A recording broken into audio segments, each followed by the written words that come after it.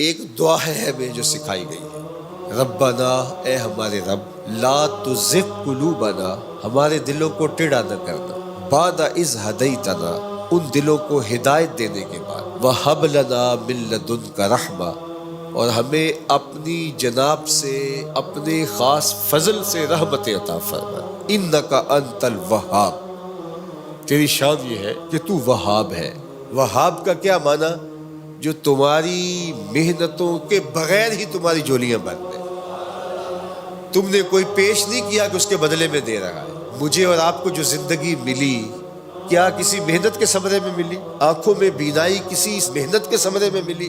قوت گویائی اور باقی ہمیں جو صلاحیتیں عطا کی گئی، یہ اس کی شان ہے کہ وہ وہاب ہے۔ باقی آپ جب اللہ سے مانگتے ہیں تو پھر اللہ آپ کی بات قریب ہو کے سنتا ہے۔ فرمایا جب تمہارے ہونٹ ہلتے ہیں تمہارا رب تمہارے پاس ہوتا ہے۔ اللہ اکبر۔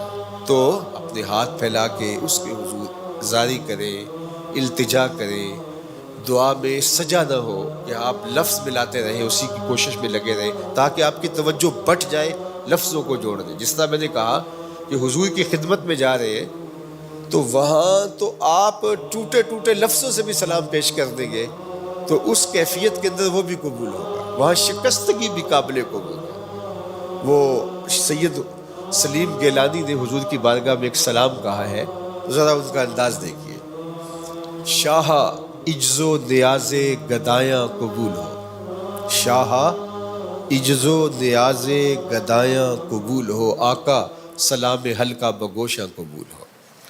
اب ذرا دیکھیے وہ کیفیت جو میں نے عرض کی، لفظ ساتھ چھوڑ گئے گنگ ہو گئے، لفظ ساتھ چھوڑ گئے گنگ ہو گئے، بے ربطی نوائے پریشاں قبول ہو، بے ربطی نوائے پریشاں قبول ہو، ساری دعائیں سیل تجلی میں بہہ گئی، ایک اشک لرزاں ہے سر مژگاں قبول ہو۔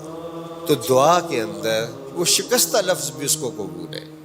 تو بعض اوقات لفظ ترتیب پاتے ہیں، بعض کا ٹوٹے ٹوٹے لفظ ہوتے ہیں، بعض کا انسان ہاتھ پھیلاتا ہے اس کو لفظ بھی نہیں مل رہے ہوتے، میں ہاتھ پھیلاؤں مانگوں تو کیا مانگوں، میں تو لفظ بھی گم ہو گئے۔ تو وہ بند لبوں کی بولیاں بھی سنتا ہے، وہ تمہارے لہجے کو جانتا ہے، خلوص سے پیش ہونا ہے، اس کے حضور عاجزی سے پیش ہونا ہے۔